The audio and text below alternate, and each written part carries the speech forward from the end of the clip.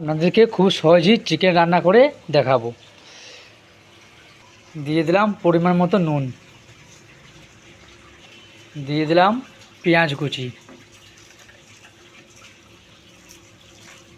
দিয়ে দেবো টমেটো, কেটে রাখা টমেটো,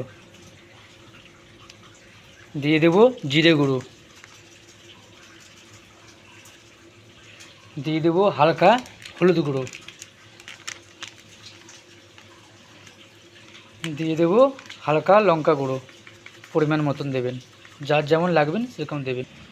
দিয়ে দেবো শাহি গরম মশলা,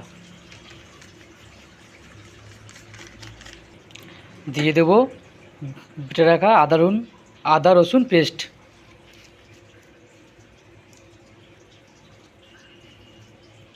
দিয়ে দেবো হালকা মাস্টার্ড অয়েল।